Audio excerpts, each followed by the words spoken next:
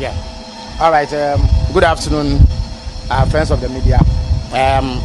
As you've just witnessed, His Excellency the President just returned home from Tanzania, which was the last leg of a three-nation tour.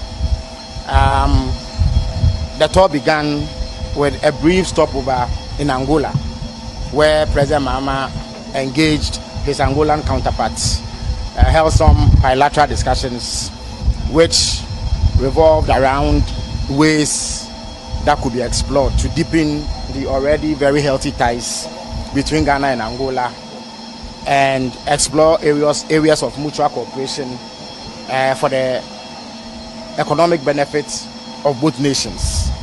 It was a brief visit, just a couple of hours.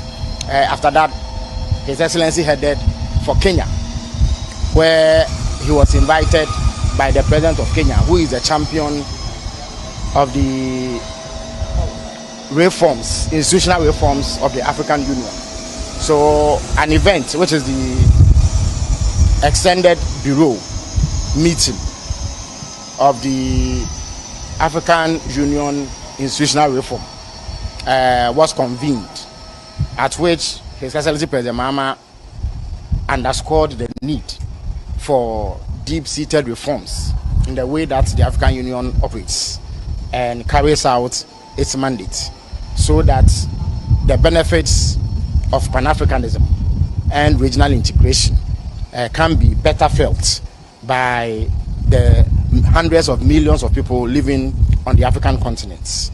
It was a very fruitful event, and every indication is that following on from that meeting, more progress will be made in terms of the far-reaching reforms that need to be carried out, I beg your pardon, in the African Union for the benefit of all.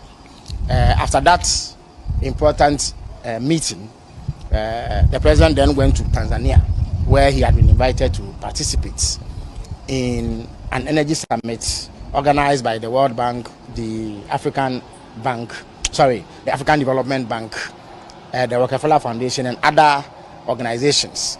The objective of the summit was to discuss ways of extending access to energy to underserved areas within Africa.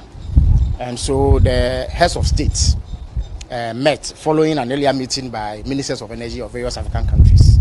Each head of state took turns, I beg your pardon, to elaborate briefly on what the commitments to this objective were and what they had done in order to ensure its realization.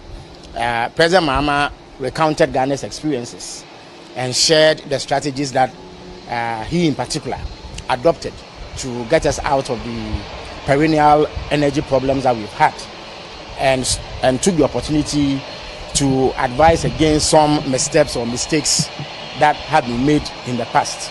He then reiterated Ghana's commitment to ensuring that many more of our citizens get access to electricity. At the moment, Ghana has electricity access of about 83%, which is one of the highest on the African continent. There were countries at the summit who disclosed that they had between anything from 12 to 19% access to electricity. So it shows that Ghana is streets ahead of many of its contemporaries. But more needs to be done to ensure that many more of our citizens have access to electricity, and that the benefits of having this access to power are accrued for rapid socio-economic development. So this in a nutshell is what transpired during the President's visits to these countries.